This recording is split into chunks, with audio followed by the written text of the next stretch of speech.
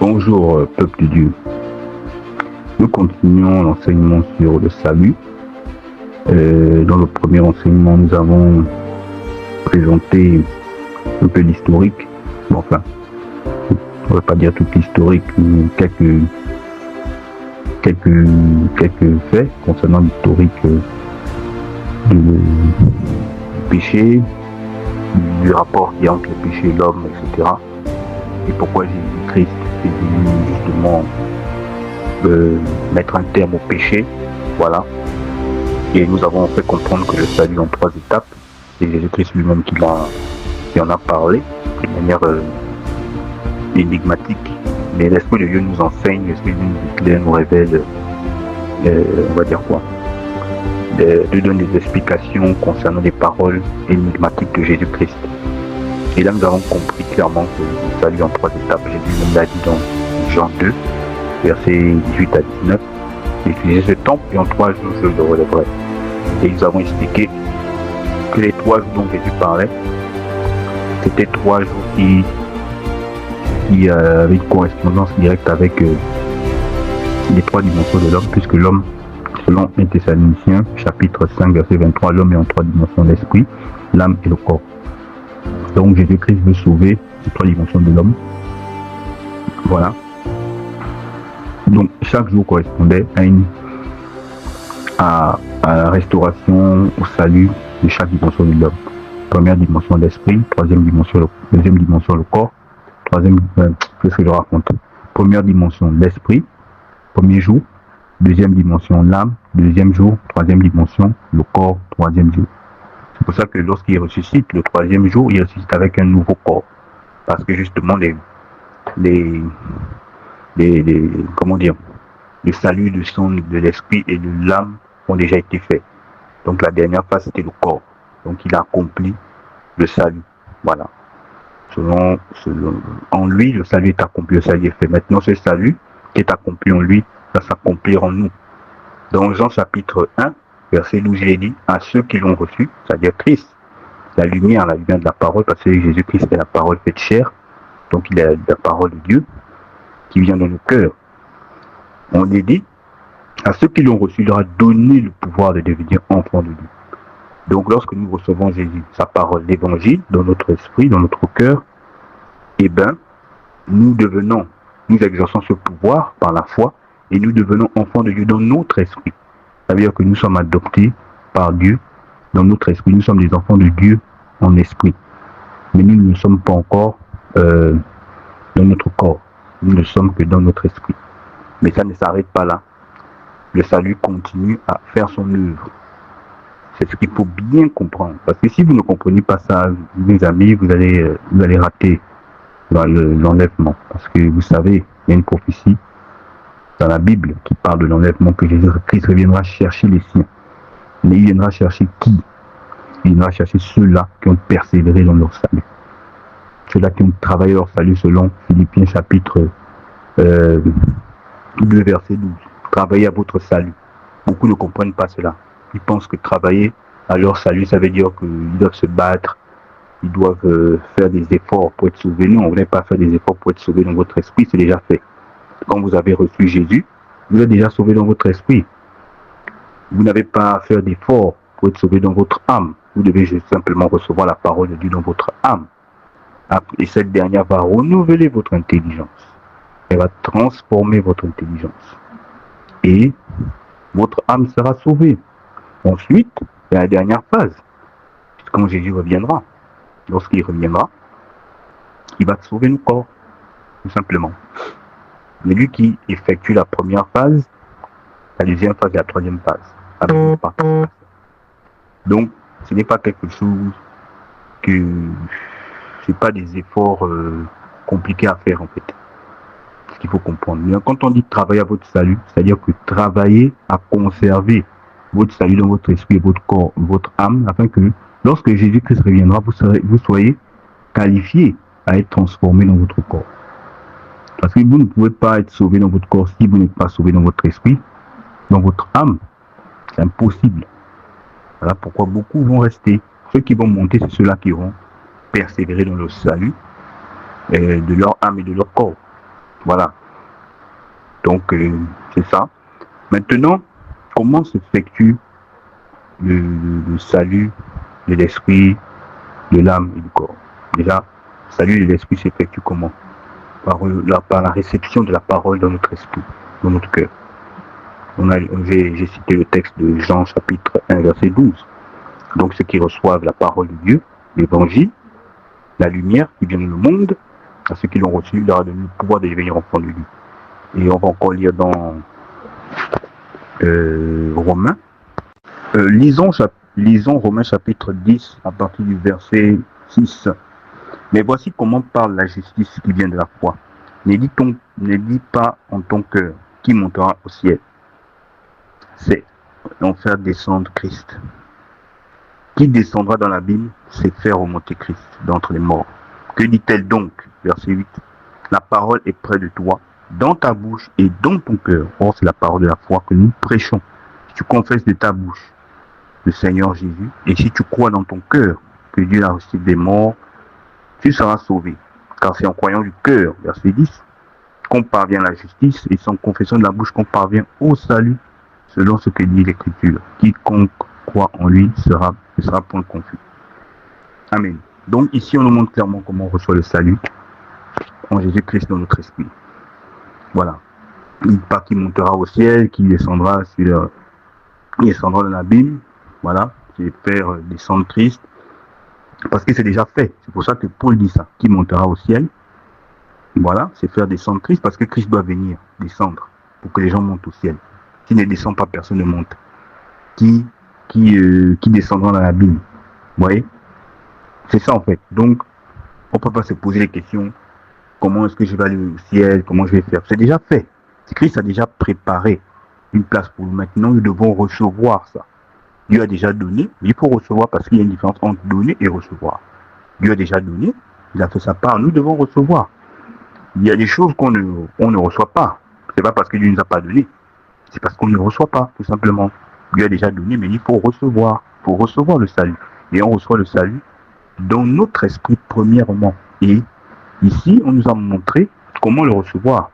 C'est en recevant la parole de Dieu, la parole qui est prêchée, l'évangile, de l'œuvre que Jésus a déjà effectuée, en croyant en cela et en confessant de notre bouche que Jésus-Christ qui a effectué cette œuvre pour moi est mon sauveur et mon Seigneur. En acceptant en nous, le salut s'établit dans notre esprit. C'est la première étape. La première étape du salut s'effectue ainsi. Là, je me fie au texte. Ce n'est pas des interprétations, ce n'est pas la philosophie. C'est selon ce que l'Écriture dit. Vous recevez l'évangile dans votre cœur, vous croyez, vous êtes convaincu, vous confessez de votre bouche que Jésus-Christ est votre sauveur et votre Seigneur. Le salut est validé en vous, dans votre salut. Le salut habite maintenant dans votre esprit. Maintenant, ça ne suffit pas. Il faudrait que ce salut continue son œuvre en vous, puisque vous n'êtes pas seulement esprit, vous êtes aussi âme et corps. Donc le salut doit continuer son œuvre dans votre âme, puisque il est déjà effectué dans votre esprit, mais il faut qu'il soit effectué dans votre âme. Mais comment se passe le salut dans notre âme? C'est ça que nous allons lire. Amen. Je vais lire la parole de Dieu dans Jacques chapitre 1 à partir du verset 21. Il est dit ceci. C'est pourquoi, rejetant toute souillure et tout excès de malice, recevez avec douceur la parole qui a été plantée en vous et qui peut sauver vos âmes. Vous voyez? C'est clair. Qui peut sauver vos âmes. Ici, on ne parle pas de sauver votre esprit, votre corps. On parle de sauver vos âmes. Et cette parole s'adresse à qui? Cette parole ne s'adresse pas aux non-croyants. Cette parole s'adresse aux croyants. Jacques nous fait comprendre clairement que il y a des croyants qui ne sont pas sauvés dans leur âme. Et ici, il révèle comment ces derniers peuvent être sauvés dans leur âme. En faisant quoi? En rejetant toute souillure, tout excès de malice et recevant avec douceur la parole qui a été plantée en eux, en vous. Sur notre texte, en vous la cité. C'est l'esprit. Parce que la parole est déjà plantée dans votre esprit. Pierre le dit, nous avons reçu une parole, une semence impérissable qui nous a régénérés. C'est Pierre qui le dit. Donc la parole est déjà dans notre esprit. La parole qui nous sauve dans notre esprit. Cette parole maintenant doit descendre au niveau de l'âme. et doit être reçue au niveau de l'âme. Parce que c'est dans l'âme que se trouve la personnalité des hommes, leur comportement, leur caractère. Et voilà, la plupart des hommes sont corrompus, ont un mauvais caractère. Voilà pourquoi on dit avec douceur. Nous devons recevoir cette parole avec douceur, avec humilité dans notre âme. Accepter de changer notre comportement, d'être humble pour recevoir la parole. Et ainsi, cette parole va faire quoi? Elle va sauver nos âmes, pas nos esprits, parce que nos esprits sont déjà sauvés. Donc la deuxième étape du salut se reçoit aussi par la parole. Amen. Par la parole de notre âme. Elle va sauver nos âmes. Ça veut dire quoi? Elle va sauver notre façon de penser, parce que nous avons une manière vaine de penser. Elle va sauver nos émotions, parce que nous avons des émotions qui ne sont pas encadrées.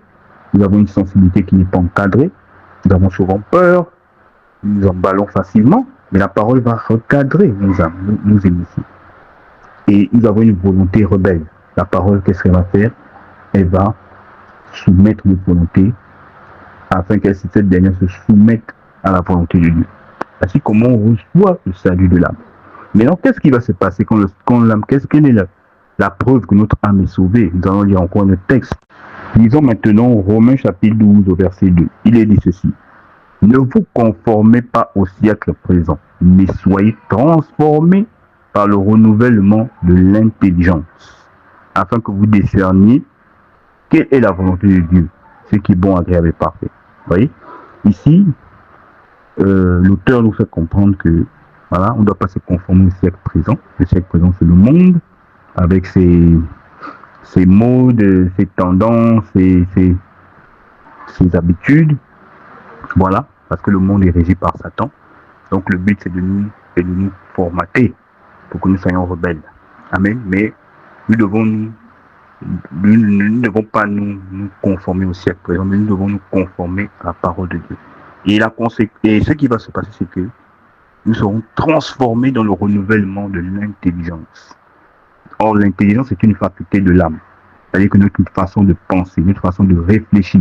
Voilà pourquoi, quand vous étudiez la parole, vous êtes conduit par l'esprit, vous avez une autre façon de réfléchir. Vous avez une autre lecture du monde. Vous voyez le monde tel qu'il est réellement. Amen. C'est justement c'est la parole qui fait cela. Et ça, c'est dans votre âme. Vous pouvez maintenant capter ce que le monde spirituel annonce. Vous pouvez voir ça dans votre âme. Parce que votre esprit est connecté à Dieu et il transfère les informations dans votre âme, dans votre intelligence. Parce que l'esprit connaît, mais l'âme comprend. Voilà pourquoi nous connaissons des choses, mais nous ne pouvons pas expliquer parce qu'on ne comprend pas. On sait, mais on ne sait pas, on ne comprend pas. Donc il faut comprendre, parce que vous ne pouvez pas expliquer une chose si vous ne la comprenez pas. Vous pouvez savoir une chose, mais ne pas la comprendre. Et si vous ne pouvez pas la comprendre, vous ne pouvez pas l'expliquer. Vous ne pouvez pas la traduire en fait. Donc l'âme doit être renouvelée dans son intelligence. Et quand votre intelligence est renouvelée, vos émotions aussi seront recadrées et votre volonté se soumettra naturellement à Dieu. Voilà. Voilà comment s'effectue le salut de l'âme. Et ça se fait tous les jours. Ça se fait tous les jours. C'est pas en un jour que ça se fait. Ça se fait tous les jours. Et vous devez persévérer dans cette discipline jusqu'à ce que Jésus-Christ reviendra. Et quand il reviendra, alors la dernière phase du salut sera effectuée. Maintenant, on va lire des textes qui concernent la deuxième phase du salut. Amen. Du moins un texte qui est clair là-dessus. Je vais lire Philippiens chapitre 3 à partir du verset 19 jusqu'au verset 21. Je lis. Leur fin sera la perdition. Ils ont pour Dieu leur ventre. Il parle ici des faux prophètes, des faux Christ. Voilà, bref. Ils mettent leur gloire dans ce qui fait leur honte. Ils ne pensent qu'aux choses de la terre. Mais, verset 20, mais notre cité à nous est dans les cieux. Nous nous attendons aussi comme sauveur le Seigneur Jésus-Christ. Verset 21, qui transformera le corps de notre humiliation en le rendant semblable au corps de sa gloire par le pouvoir qu'il a de s'assujettir toutes choses. Ici, on nous parle du salut du corps, donc la troisième étape. Voilà. Voilà pourquoi Paul a dit dans Romains chapitre 8, au verset 19 jusqu'au verset 23, il a parlé de l'espérance du salut. Donc nous avons l'espérance du salut de notre corps, parce que nous sommes déjà sauvés dans notre esprit, nous sommes en train d'être sauvés dans notre âme et nous serons sauvés dans notre corps. Donc, c'est pour ça qu'il parle d'espérance. Il dit que si on voit une chose, pourquoi l'espérer encore? Si je constate que mon corps est libéré des incapacités, des faiblesses, donc je n'espère. Mais tant que je constate des limites, des faiblesses dans mon corps, je ne suis pas sauvé. Dans mon esprit, je suis sauvé. Dans mon âme, je suis en train d'être sauvé. Mais dans mon corps, ce n'est pas le cas. Donc j'espère parvenir au salut de mon corps. Mon esprit est sauvé, mon âme est en train d'être sauvée, mais j'espère parvenir au salut du corps. Donc c'est une espérance.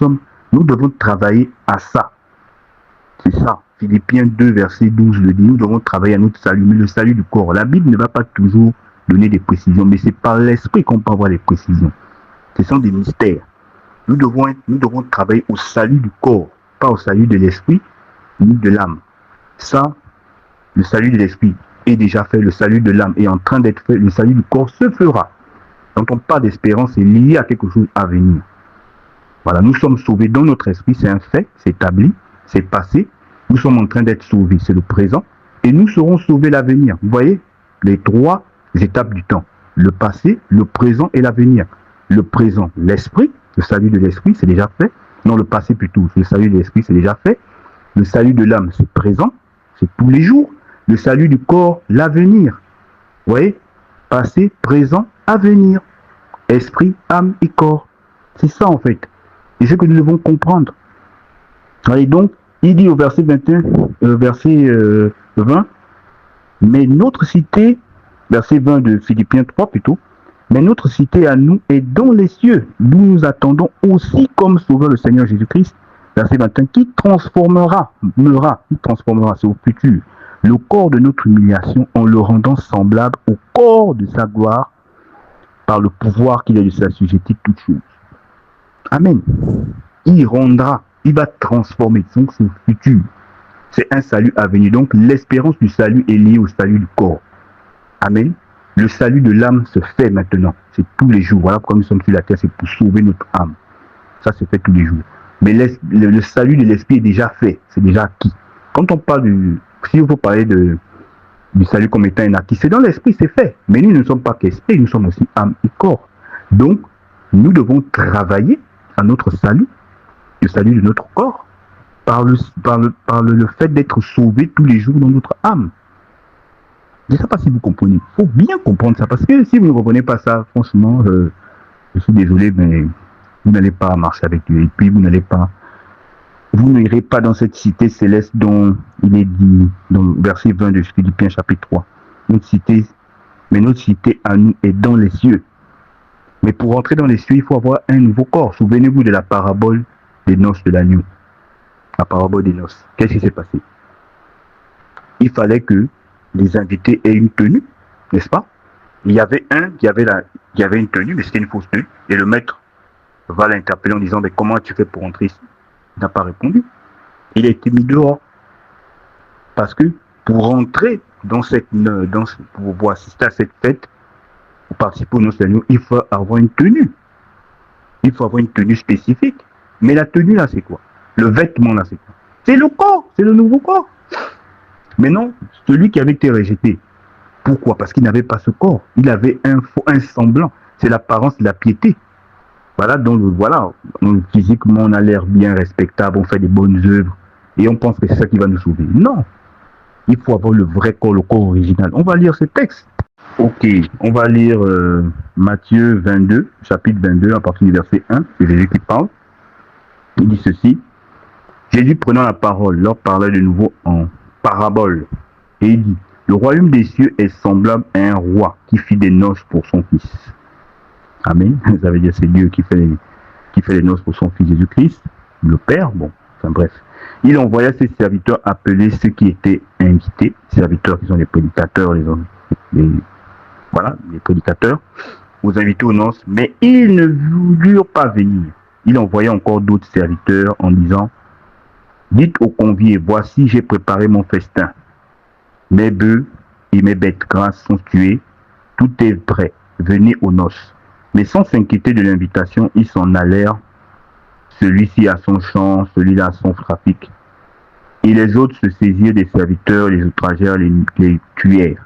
Et le roi fut irrité, il envoya ses troupes, fit périr ses meurtriers et brûla leur ville. Alors il dit à ses serviteurs, les noces sont prêtes, mais les conviés n'en étaient pas dignes. Allez donc dans les carrefours et appelez aux noces tout ce que vous trouverez. Ses serviteurs allèrent dans les chemins rassembler tout ce qui trouvèrent méchants et bons. Et la salle des noces fut pleine de convives. Le roi entra pour voir ceux qui étaient à table. Et il aperçut là un homme qui n'avait pas revêtu un habit de noces. Il lui dit, mon ami, comment es-tu entré ici sans avoir un habit de noces? Cet homme eut la bouche fermée. Alors le roi dit aux serviteurs, liez-lui les pieds et les mains et jetez-le dans les ténèbres du dehors, où il y aura des pleurs et des grincements dedans. Ok, amen. Vous voyez, cette parabole-là nous relate clairement l'œuvre missionnaire de l'Église. Voilà. Le salut, le plan du salut, l'œuvre missionnaire de l'Église, le roi qui fait un festin pour son fils et le père, voilà, qui prépare la fête qui aura au ciel pour Jésus-Christ, parce que tout a été créé par lui et pour lui. Par lui, c'est Dieu le Père, pour lui, c'est le Fils. Amen, parce que ça montre clairement que Jésus-Christ est Dieu, il est le Père, il est le Fils, mais c'est deux dimensions distinctes, mais c'est la même personne. Bref, donc, il a préparé, donc il a envoyé ses serviteurs appeler les invités dans les noces, c'est-à-dire ce qui va se passer au paradis. Il y en a qui est occupé, c'est ça, sur la terre, il y a des gens qui sont occupés, ils n'ont pas le temps, voilà, ils font leur vie. Et il y en a aussi qui tuèrent les serviteurs. Voilà, c'est comme on voit aujourd'hui, il y a des gens qui persécutent les hommes de Dieu, les chrétiens et autres. Mais, ensuite, qu'est-ce qui s'est passé? Bon, il a appelé toutes sortes de personnes, les bons comme les mauvais, parce que le salut est pour tous les hommes, les bons comme les mauvais. Dieu est comme le soleil qui brille sur les bons et sur les méchants. Il est comme la pluie qui tombe sur les justes et les injustes. Donc, il ne choisit pas les gens selon leur bord, selon leur moralité, mais selon leur foi. Amen. Quiconque croit en lui sera sauvé. Bref. Et maintenant, le roi apparaît aux noces. Il constate qu'il y a un homme qui n'a pas l'habit de noces. Ça veut dire que pour assister aux noces, il fallait avoir un habit. Mais l'habit là, c'est quoi? C'est quoi le mystère de cet habit? L'habit là, c'est le nouveau corps. Parce que le corps, c'est l'habit de l'âme et de l'esprit. C'est par votre corps qu'on peut voir votre esprit et votre âme. Votre corps, c'est l'exécutant de votre âme et de votre esprit. Parce que l'esprit et l'âme animent le corps. Voilà. Si votre corps peut bouger, c'est parce qu'il est contenu par un esprit, par une âme. Si on retire l'esprit, le corps meurt, il ne bouge plus, il ne marche plus. Donc le corps, c'est l'habit de l'âme et de l'âme et de l'esprit.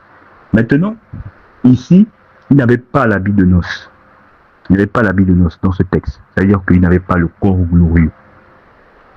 Et ceux qui n'auront pas le corps glorieux, c'est ceux-là qui n'auront pas persévéré dans le salut, qui n'auront pas travaillé au salut, à l'espérance du salut de leur corps. Ils n'auront pas l'habit de noces, ils n'auront pas ce nouveau corps-là pour assister à la grande fête, aux noces de l'agneau. Il y a beaucoup de choses à dire là-dessus. Il ne faut pas assister parce qu'ils n'auront pas le nouveau corps. Donc quand Jésus reviendra, ils ne seront pas enlevés. Et il y a des gens qui multiplient les œuvres de bienfaisance. Voilà, ils ont des tombeaux blanchis comme les pharisiens, quoi. Ils sont respectables au dehors, mais alors qu'au dedans, ils sont pourris. Et beaucoup de chrétiens sont comme ça.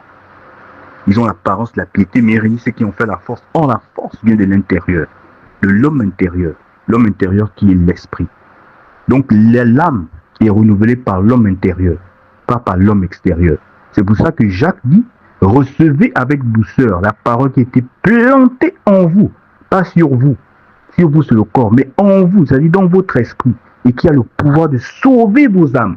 Donc c'est la parole qui est dans l'esprit qui sauve l'âme. C'est ce qui est à l'intérieur de l'âme, de l'esprit, qui sauve l'âme. C'est pas ce qui est à l'extérieur. C'est pour ça qu'on dit dans Romains 12, ne vous conformez pas au siècle présent. Le siècle présent, c'est le monde, c'est le dehors. Ne vous conformez pas à ça, mais soyez transformés par le renouvellement de l'intelligence. C'est-à-dire que soyez transformés à partir de ce que Dieu a mis en vous dans votre esprit. Pas à partir de ce qui est dehors. Parce que celui qui est en nous, 1 Jean 4, verset 4, celui qui est en nous est plus grand que celui qui est dans le monde. Celui qui est en nous, c'est qui? C'est le Saint-Esprit, mais il est où? Dans notre esprit. C'est lui qui a le pouvoir de sauver notre âme dans notre esprit. Mais les chrétiens, ils se conforment au siècle présent. Voilà pourquoi le salut de leur âme est empiété. Le salut de leur âme est, comment on appelle ça, entravé. Parce que ils ne se conforment pas à celui qui est à l'intérieur de le Saint-Esprit qui doit les conduire, mais ils se conforment au siècle présent, au dehors. Amen. Et c'est ça en fait. C'est des choses qu'il faut comprendre. Il faut comprendre ça. Si vous ne comprenez pas ça, ça va être compliqué. Voilà pourquoi vous vivez beaucoup de choses, beaucoup de malheurs, beaucoup de problèmes dont vous ne comprenez pas le sens. Parce que vous n'êtes pas aligné sur le plan initial de Dieu. Vous n'êtes pas aligné dans le plan originel de Dieu. Dans le plan originel de Dieu, l'esprit, d'abord, il faut que votre esprit soit restauré pour être en communion avec Dieu. Et c'est l'esprit qui tire les informations du monde spirituel, du royaume de Dieu, pour les communiquer à l'âme, d'alimenter l'âme, de régénérer l'âme, afin que le corps soit adapté, assujetti à l'esprit et le corps pour pouvoir exécuter la volonté de Dieu. Parce que le rôle du corps, c'est d'exécuter la volonté de Dieu sur la terre. Le rôle de l'esprit, c'est de recevoir les ressources de Dieu dans le Saint-Esprit, les communiquer à l'âme. L'âme, lui, il va communiquer ça au corps et le corps va exécuter. Sans le corps, vous ne pouvez pas voir la gloire de Dieu, vous pouvez pas faire des miracles. Il faut que votre corps soit assujetti. Voilà, amen. Donc, nous allons nous arrêter là, concernant ce thème, le salut. Pour obtenir une chose, c'est que le salut est en 3 étapes. Première étape, l'esprit. Deuxième étape, l'âme. Troisième étape, le corps. Retenez ça. Ne pensez pas que le salut, c'est un acquis. Vous avez accepté Jésus, vous êtes sauvé, ça s'arrête là, c'est faux. Vous êtes sauvé dans votre esprit. Vous êtes sauvé dans votre esprit.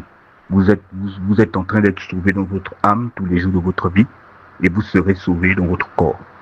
Donc le passé, le présent et le futur. Quand vous avez accepté Jésus, vous êtes sauvé dans votre esprit, c'est le passé, c'est fait. Vous êtes en train d'être sauvé dans votre âme, c'est le présent. Et vous serez sauvé dans votre corps, c'est l'avenir. Donc les 3 étapes du temps sont alignées pour le salut de l'homme. C'est un processus, passé, présent et futur. Si vous ne suivez pas ça, vous serez à côté. Quand Jésus reviendra, vous n'allez pas être enlevé, vous allez rester. C'est aussi simple que ça. Tout ce que je dis, je peux appuyer ça par la Bible. Parce que quand vous parlez de Dieu, il faut avoir les textes. Quand un avocat se trouve dans un tribunal pour défendre son accusé, son client, il doit avoir les textes de loi. Son argumentaire doit toujours être basé sur les textes de loi. Pas sur la philosophie, pas sur ses propres pensées, mais sur les textes. Donc, un enfant de Dieu doit avoir les textes qui sont référentiels, qui sont référentiels. Ce sont les textes de loi qui nous légitiment, qui nous couvrent devant Dieu, devant Satan. Mais si vous n'avez pas les textes et vous parlez de Dieu, selon votre tête, vous philosophez, vous serez à la merci de Satan. C'est comme ça que Satan peut infiltrer ses doctrines démoniaques pour détruire le peuple de Dieu. Mais gloire soit rendue à Dieu, il a suscité des gens comme nous pour empêcher ça, ou du moins pour limiter les dégâts. Donc, merci beaucoup, soyez bénis, que le Seigneur soit toujours avec vous au nom de Jésus-Christ. Amen.